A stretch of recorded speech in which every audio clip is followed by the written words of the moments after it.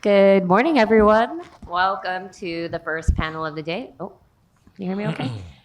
Um, we're going to be discussing a very important topic today, mental health in the workplace, but more specifically, what corporate leaders are doing and what strategies they're introducing to address the needs of a very multi-generational workforce. My name is Tanya again, and I oversee social media at Fast Company, and I will be leading today's discussion. Before we get started, if I could just ask each of our esteemed panelists to please briefly introduce yourselves and tell the audience a little bit about what you do. And we'll start with you, William.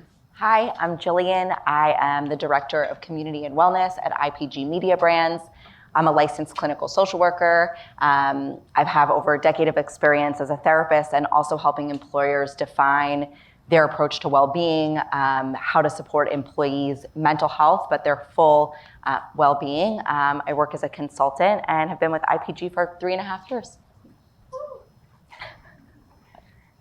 Hi, I'm Joan Cronick, and I'm a Regional Vice President at One Medical, now known as Amazon One Medical.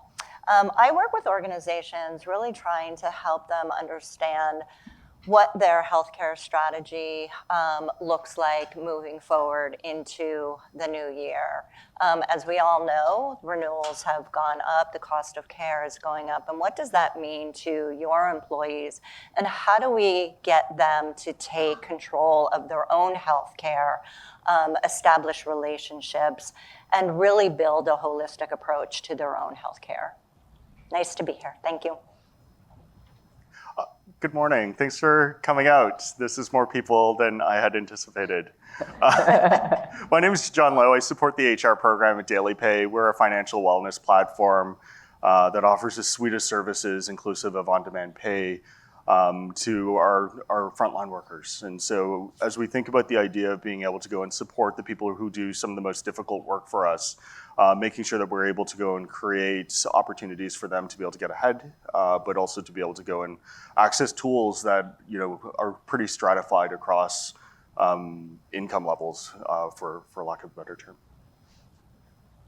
Good morning, everyone. I'm Alan Bernard. I'm one of the HR leadership team members here at Quest Diagnostics, and I'm here for this panel this morning. And Quest Diagnostics, we're a leading provider of lab diagnostics information services, kind of part of the healthcare continuum, if you will, kind of the team sport of healthcare. But in my role, in my HR role, I have an HR business partner responsibility, our leader, our employee and labor relations organization, as well as our HR M&A function, and just seeing the intersection of caring for people as we care for people and patients, and what that really means and how that comes together. Hi, everyone. I'm Marina Vasilev, and I'm the head of Total Rewards North America for Schneider Electric. Schneider is an energy management and industrial automation company headquartered in France. We have 42,000 employees in North America, and I'm responsible for the strategy, design, and implementation of our compensation and benefits programs. Amazing. Thank you all. We have 40 minutes and 5 panelists, so let's get right to it. We are currently working in the midst of the most multi-generational workforce. I believe 5 different generations from Gen Z to baby boomers are currently represented at workplaces. So my question to you all is, where do you even begin to assess the needs of different groups of people? And Jillian, I'd love to start with you, just given your background in mental health. I think first and foremost, there are some commonalities, right, between anybody, let alone these 5 generations that are spanning in our workforce. People want to be seen, they want to be valued, and they want to be heard. So what are the spaces we create to actually listen? We have to start with listening. So whether that's focus groups, one-on-one conversations, surveys, qualitative and quantitative data that really gets at the heart of what employees are feeling and needing is always going to be the place where I start. Got it. Yeah, hi.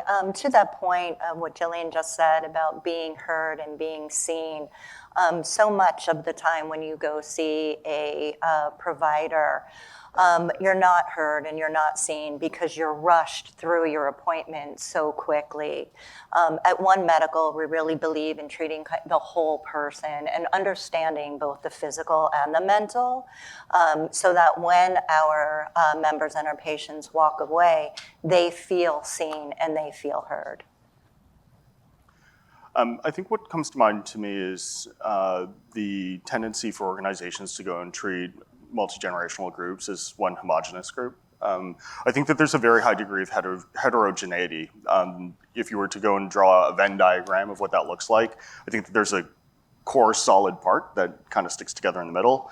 But I think that as you think about what it is that people need at different stages in their lives, and I think, as we think about kind of the next generation that's coming through, which is Gen Z, really understanding the lived experiences of those people, understanding what it is that they need, and making sure that we're able to go and think through and curate programs that actually address those needs and address where they are from a lifestyle perspective and from like a growth standpoint. I think just to emphasize the point that Jillian made around seen and heard, so giving them multiple opportunities and avenues to be seen and heard.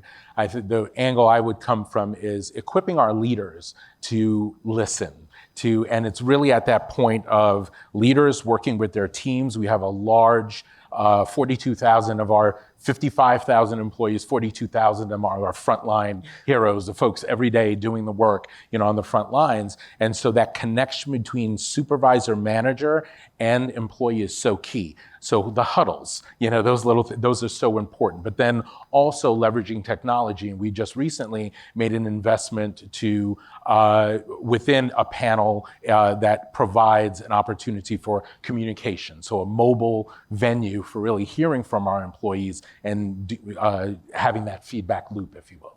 This is very important. Yeah, I think similar to everyone else, from a rewards perspective, we're focusing on listening, and it's a multi-layered approach. Because in the rewards, we are trying to cover all of the employees and understand all of the unique needs.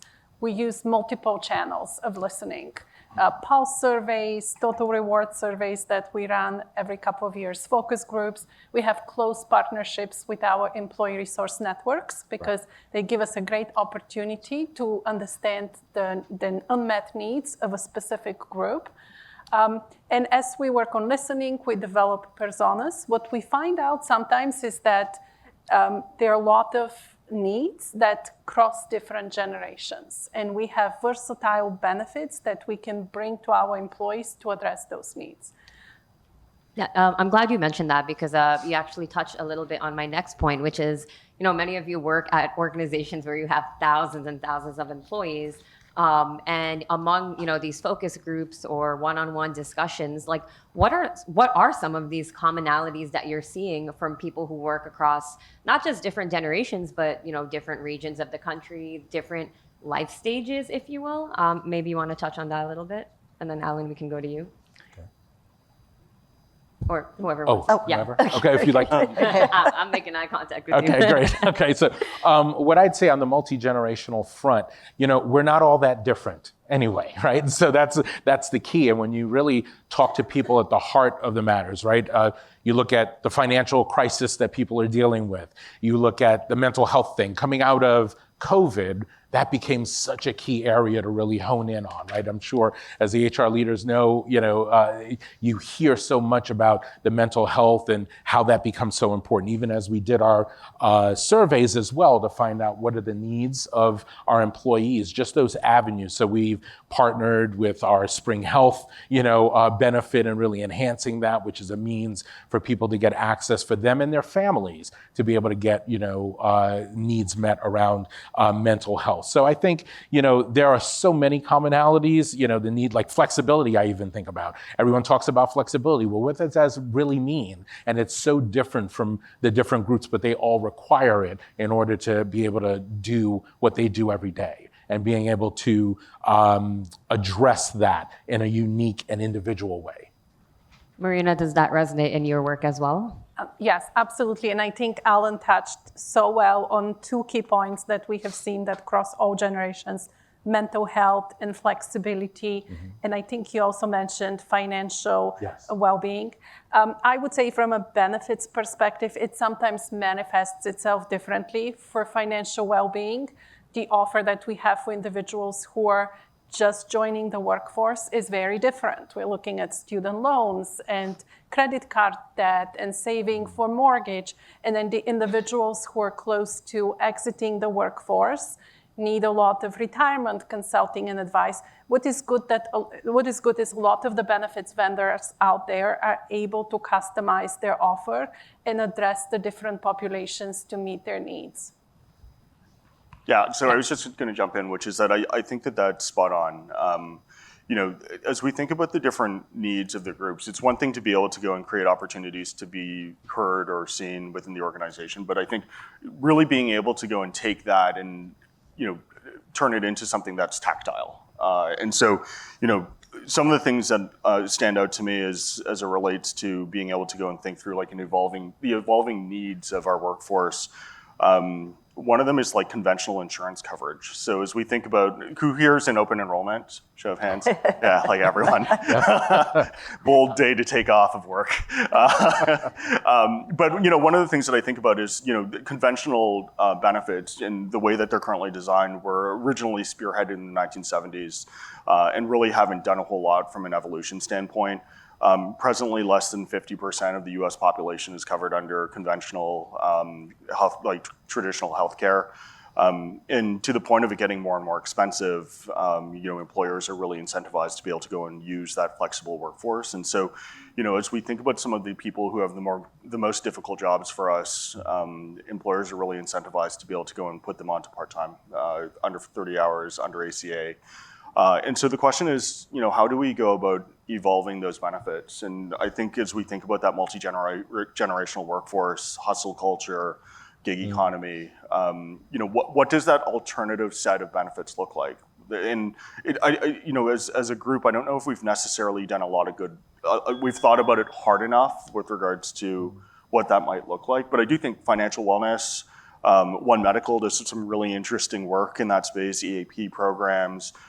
Education programs, upskilling programs. Like these are all things that don't fall into this traditional ACA style benefits, but when you really think about who it caters to, I should add in, daily pay and earned wage access is probably one of them as well. But as we think about that idea of what caters to people and the needs beyond just speaking to it, really trying to go and cultivate benefits that address those needs, I think are important.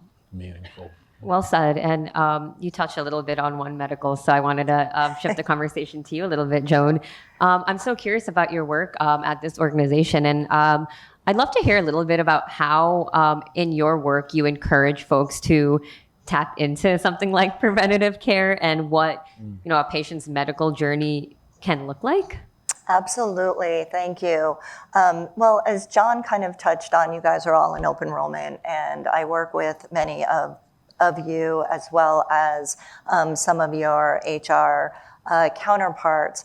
And traditionally, when I work with you, you guys are also in that point of being stressed and what is going to be the best benefit for our employees. What do our employees need? What do our employees want?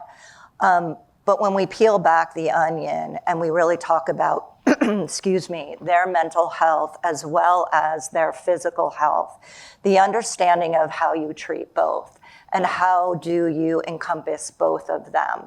And so by having a benefit like One Medical or a benefit that helps deliver access to a primary care provider that is easily accessible, that you can get to from either in bricks and mortar and or virtual, and by really making that accessible to them, really helps encourage individuals to take ownership and accountability of their own medical journey.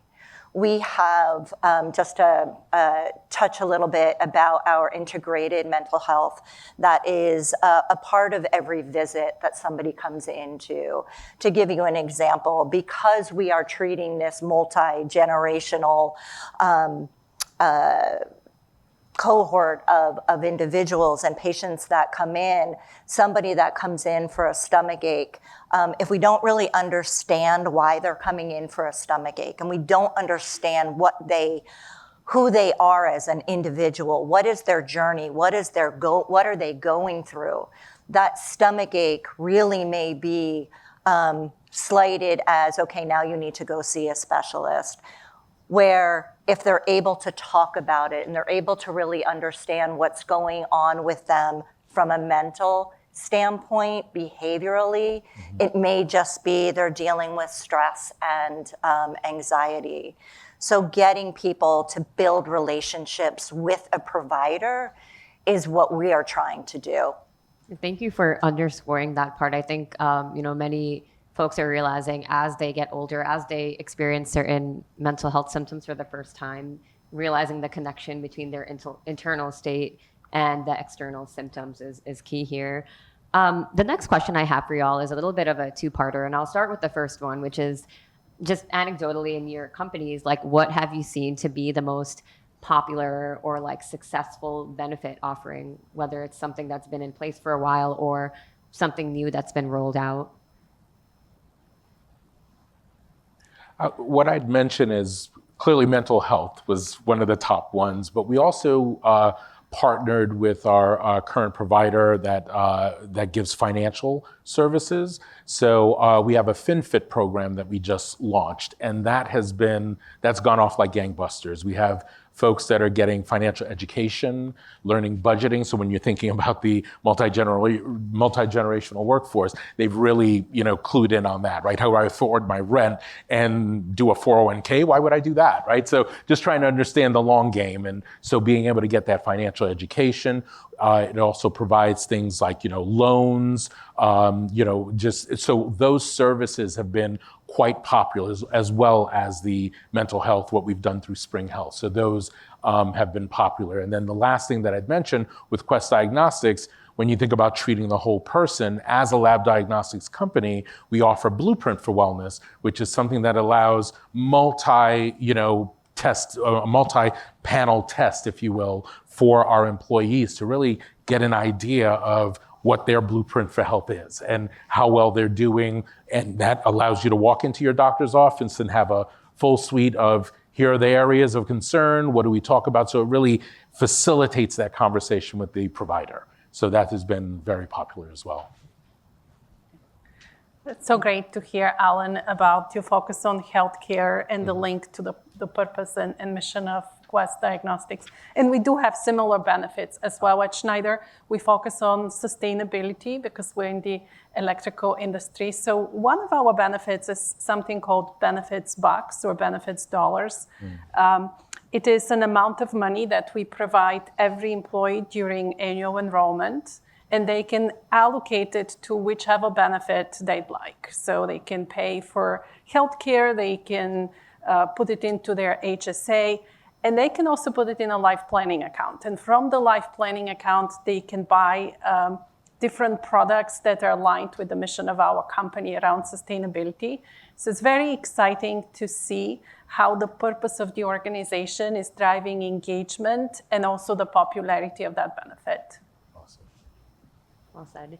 Now, on a similar note, in times of uncertainty, I think one of the first actions that many organizations take is cutting a lot of their well-being policies. How do you even go about starting in terms of where do you assess which programs need to go first? And moreover, how do you communicate that to your employee base? John, you look like you have something to say. Wait, thanks for hindering me with the hard question. I am not a CFO. One of the things that I think would be my North Star in being able to go and assess that is really understanding the utility of it. And so one thing as we think about benefits, and this is one of the, we just went through benefits, we're in benefits open enrollment, but we made a series of decisions around our benefits program recently. But was really to go and challenge the team to get outside of the scope of what does traditional benefits look like. And so I think when we do traditional benefits, it's like dental, vision, short-term, long-term disability, and then the medical component to it.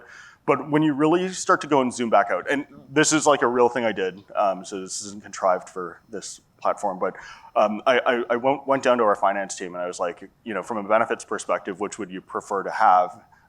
Vision Care or Apple TV Plus, show of hands on who you think was an Apple TV.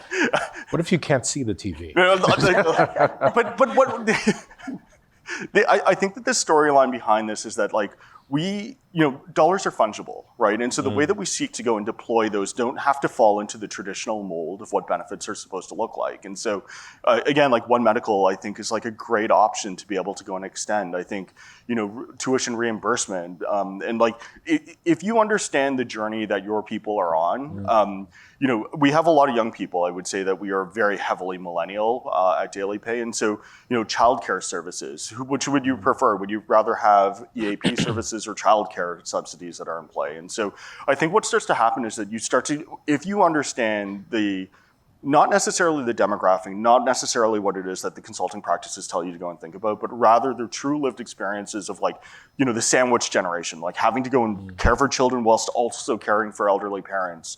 The people who have 5-year-olds running around their houses, and school districts that have unlimited PA days, apparently. These are all things that, if you really understand it, then you can start to go and figure out on that barometer of what creates the highest degree of utility for the scarce amount of resources that we have, right. How to go and deploy it. And again, I think it changes the nature of the decision from how do I cut back here, and here, and describe it back to the organization, but rather to say that, acknowledge the fact that resources are scarce, and we did our best to be able to go and cater to the experience of individuals and generations and experiences within our org. Yeah. Jillian, would you say that's something you agree with? Yes, I think I would add on, it's about tapping into our own internal resources as well. A lot of what the work I specifically have done at my organization is building on our external resources. What are the programs we have in place? What is that EAP contract that we've had for decades of time? And how are we using it? How are we utilizing it? When we think about access and accessing our benefits, there also has to be safety in the ask. If we aren't creating space where people feel like they can ask for support, they're not going to use the support. So how do we leverage the supports we have? How do we have a conversation with our people that makes support that exists, that isn't going anywhere, accessible? And then my work, I built out a program of mental health first aiders. So I oversee 37 people globally that are on the front lines, interfacing with employees, helping them connect to resources, helping them connect to their EAP, healthcare, me as a resource. I meet with employees one-on-one for confidential sessions, in addition to all of the work I do. So I think we really dig into what are the resources we have, because we're hearing here, other additional resources are getting cut. How do we leverage what we have? How do we make it easy to access? And that begins with the psychological safety of making the ask at all. And that's a great term, psychological safety. And I'm a little curious to hear, since you have a professional background in mental health as a licensed social worker, what is that transition into the corporate world like in terms of how you take the lessons and the communication skills you've navigated in, I'm sure, dealing with hard conversations with clients? How do you bring that into your work today? I think we think about the human experience and the value that is inherent in every single being, right? Caring for your employees is essential. They are the backbone of your company. They are doing the hard work every day. It's not optional. It's not optional to take care of your employees because you need them to thrive. And so my conversations are always rooted in our shared humanity, our shared value, and that when we are taking care of each other, when we are listening, when we are supporting ourselves as a community, we all thrive and do better. And so, yes, it's been a pivot of the business sense of caring for people is they work harder, retention, engagement, all of those buzzwords that business folks want to hear. But at the end of the day, we feel better when we're caring for others. We feel better when we're taking care of ourselves, and our company thrives because of it. And for this next question, I'd love to hear a little bit from each of you. But when you think about communicating with your teams, how do you, intentionally gather real-time feedback to inform the decisions that you're making with regards to benefits versus maybe relying on historical data? Yes, I mean, we do look at historical data and we get real-time feedback. We also look at data that is presented to us by our vendors. In terms of the real-time feedback, we have done very successfully virtual focus groups in partnership with an outside consultant where we have invited over 1,000 employees into an anonymous virtual focus group. We have a manufacturing workforce, so they're able to join with an app on their phone, and they're able to respond to questions and vote and share feedback real time. So we have done this to assess vendor performance and basically help us build the strategy of the organization from a rewards perspective going forward. We have also done small virtual focus groups with select group of employees that are passionate about the topic. And we do pulse surveys, which is a nice, easy way to gather information as well. And just to tap into that a little bit, and this is for everyone as well, like how do you gauge the success of these programs? How do you know it's working? How do you know people are receptive to it, or whether it's time for a change? Alan, you want to grab that one? Yeah, I think, Mariana, a lot of what she shared, we do the same thing. So every couple of years, we'll do a very focused benefits survey in order to gather the feedback, what's working, what's not. But we look at utility, we look at utilization, what's happening, are they engaging? So it's a constant discussion with our vendors because we're always optimizing those relationships. Are we making the right investment? And then just that focus, as I talked about earlier, through the huddles, through the pulse surveys, the multiple means by which we communicate. It's the two-way communication with employees. We have Yammer. We have things of that nature that during open enrollment, you know that a bunch of the commentary is going to be around, on Yammer is going to be around open enrollment and their experience and what was that like? Was it easy to use? And so, and these benefits, when things are being changed. And so we get a lot of those insights. So it's really about using the multiple vehicles we already have and gathering the insights there in order to inform our big decisions. We can't do those big benefit surveys every year, so we try to do them probably every few years. We check back in, but those other vehicles and those huddles really give us a lot of that real-time feedback to make those changes. This is going to be unpopular. Yeah. Sorry. No, please. Okay. I don't think it's necessarily that complicated. I think that a lot of the tools that we use to be able to go and assess traditional benefits cater to middle managers and above, the principal users of our benefits programs.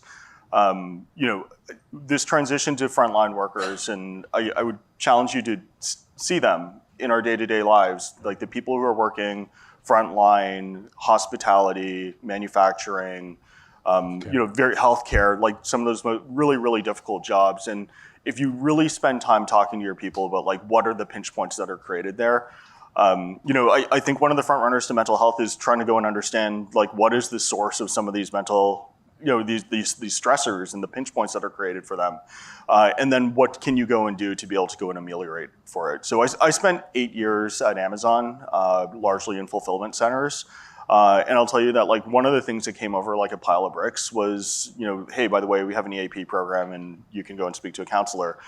Full well knowing that these are hourly employees that just do not have time to be able to go and take advantage of that. And so really being able to go and understand like what can we go and do. So pinch points, emergency childcare services, being able to have like, visibility, or like things that I think are really should have a resurgent, credit unions. It's really expensive to be unbanked. It's really expensive to not be Chase Private Client. And so I think one of the things that I challenge my team to think about is not falling into the Marie Antoinette way of thinking about things where we just serve everyone cake.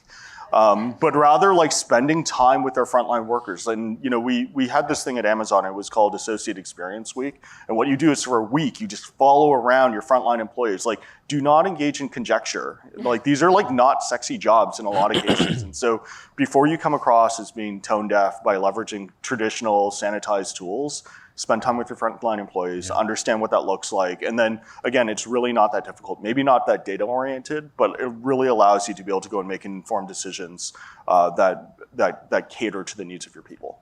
Yes. Well said, and you answered my next question, so I'm going to skip that. And I guess, like, out of curiosity, what are the current challenges that each of you are experiencing at your companies today when it comes to meeting not just the demands of your workforce, but also your client base, if it's applicable? Jillian, you want to start?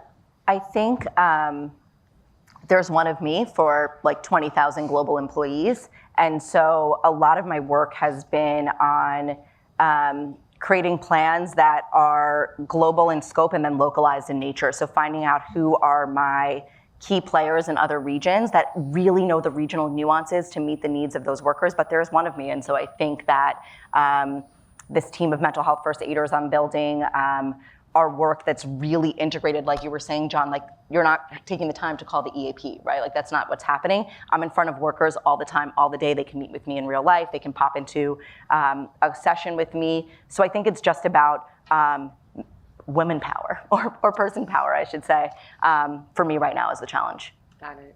Joan? For me, it is really understanding what the needs of our clients. We have such a diverse range of clients, from big to large to those manufacturing that have plants, in very, very remote areas. And how do we touch and how do we create value in our programs to be able to touch on all of their employees? Their needs are going to be different. So how do we create a program that works for those employees that are sitting in a remote area, that may be in a fulfillment center or in a manufacturing plant on the line, that just can't take time to go to the doctor? What do we do for them, and how do we create programs, but at the same time have programs for those that are sitting in their corporate office that, One Medical may be in their building. And so customizing and really understanding what their diverse needs are helps me create these programs for them so that, they don't need to figure it out themselves. I think I generally already answered this question, but I think it's really spending time with the front line. I think you learn a ton of stuff when, by the way, while I was at Amazon, I typically would pack boxes during the holiday season. Probably the worst packed, most expensive boxes that have ever been sent on Amazon. But I do think like being able to go and spend time with the front line, challenging your teams to be able to go and spend time with your clients, and really starting to go and realize that, the gig economy is real. Anyone that's working a 30-hour job at Walmart or Target or Best Buy probably has a job somewhere else. They're probably an Uber driver, they're probably bartending. Hustle culture is a real thing. And then I think what starts to happen is that you start to realize that, again, going back to my original thesis, that the traditional benefits model is pretty antiquated. 1970s was almost 50 years ago. And so, what does Benefits 2.0 look like? What does that look like with regards to upskilling? The Amazon CDL program is phenomenal. The idea of being able to go and have, skills-based training that takes place. One Medical, KinderCare has a great offering. Going through your brokers so that you can actually tap into some of those financial wellness functions. I'll tell you that Chase Private Client is not calling them at 3:00 in the afternoon to go and review their portfolio. And so how do you go about thinking about, one, being able to go and create value for that grouping? Because I would actually say that there, as it relates to benefits right now, there's an inherent stratification that takes place between the people who will both qualify for it and also the people who can use it. And so as you think about kind of that disparate impact, really challenging yourself to be able to go and create value for all of your employees, or is this strictly the ones that fall into the target audience? Great. And I appreciate that, John, because for us at Quest Diagnostics, our frontline workers are our most important workers. Totally. And, our focus there, because they're meeting the needs of our patients, right? And that's all of us. And so when you think about that, and so balancing the needs around patient care standards, productivity, their own pressures and their challenges makes us really focus in on healthy employees. You'll hear the adage of, happy employees make for happy customers. Well, we think happy and healthy employees make for happy customers as well. So we do focus in, as I mentioned earlier, around our blueprint for wellness. What are we doing to really hone in on ensuring that our employees are healthy, are engaged? We look at our pay practices. We are constantly looking at that with other pressures. So those are some of the challenges, trying to triangulate those at the right level so that we're meeting their needs, so that they ultimately meet the needs of our patients. Yeah, I think it was very well said, John and Alan, and we hear similar feedback from our HR leaders and HR colleagues about the needs of our employee population. I think it's especially challenging when you have a diverse workforce. We have manufacturing employees, but we also an energy technology provider, and we want to attract and retain individuals from the high-tech sector where the benefits offer is completely different than what we have in the industrial and manufacturing one. So for us, from a rewards perspective, the challenge is to cater to the needs of the different employee segments and make sure that the vendors are delivering equitably to the different employee populations and delivering value so that we can meet the financial expectations of the organization. Another area that is, I would say, more specific to the benefit space, and we haven't touched on in this panel, but it's the topic of AI. A lot of the vendors now are starting to use AI, and we have very little guardrails and governance on how they're using it and how this is impacting the employee experience and confidentiality. So our role is bigger. We also need to enforce some type of standards with our vendors to ensure that our employees are protected. Marina, I'm glad you touched on AI because it just reminded me of a recent study, I think from earlier this year. I believe it's Harvard Business Review, but don't quote me on that yet, where they stated that one of the most popular use cases for ChatGPT was for therapy and emotional regulation. I mean, is this something that you can understand why this is the case? And if so, are any of you at your organizations using AI in this way to directly address needs? And Jillian, I'd love to hear from you on this topic. Such an important topic and so real. I think what ChatGPT allows people to do is remove the stigma of having to ask for help. It's one of the hardest things to do is take that step and ask for help or to name that you're having an issue, but you can type it into a box much easier. I think where things get tricky, and there's been tons of studies on this as well, is the nuance in the way people talk and the ability for ChatGPT to really understand that nuance. They're not trained mental health professionals, so I think it has to be a both and when we're coming and talking about mental health. There's been some tragic situations where big signs were missed that a trained mental health and licensed mental health professional hopefully would not.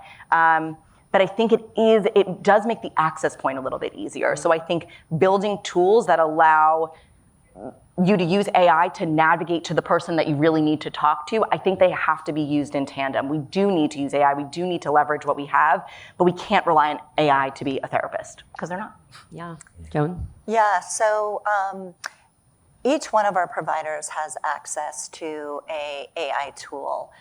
We're not using it for diagnoses. We're not using it to, treat people. What we're using it is an added ear, helping us listen more intently. And so that as a provider, you can be focused on your patient and be present. And when you go back and look at what the AI transcribed, if there was something that you didn't hear or that you missed, specifically as it relates to mental health, that can be flagged and followed up on. Awesome. Marina, did you want to add anything?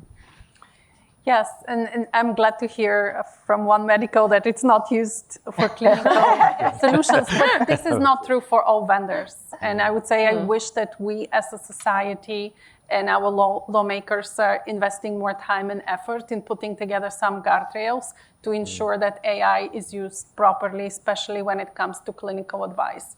Amazing. We are at less than a minute, so I did want to just do a quick lightning round and address the crowd for a second, because I know there are a lot of HR professionals and leaders who are looking to implement similar programs at their organizations. And look, briefly, where do you recommend people start, whether it's listening to their employees or starting at some sort of baseline? Marina, we'll start with you and then just go down the row. I would say definitely employee listening. You will probably find out that time off is one of the most desired benefits. And I would say think about it holistically. You have opportunities to implement sabbaticals with minimal financial exposure to the company, purchase PTO. So that would be my recommendation as a starting point. Mine your data. You have data on utilization, as we talked about earlier, on how your employees are talking to you about the things that matter. I say mine your data because when it comes to making the business case, the data speaks, right? So I think mining the data and being able to gather that will be critical. So 3 things. One of them is peel the onion back one more layer. So understand the experience, which will preclude you from feeding people cake and looking silly. And hopefully avoiding getting beheaded, but I mean, beyond that. And then I think the second one is like, be creative. I think dollars are fungible. There's like a universe of things that you can spend money on. We don't have to go and order off the menu. Yeah, for us, it's actually looking at your clinical data. Really understanding where your employees are spending their time and doing the research behind it. I would say listen first, design second. Don't assume the needs. Find out what the needs are. Don't assume. Well said. Thank you all so much for your time. Thank This was a you. wonderful discussion.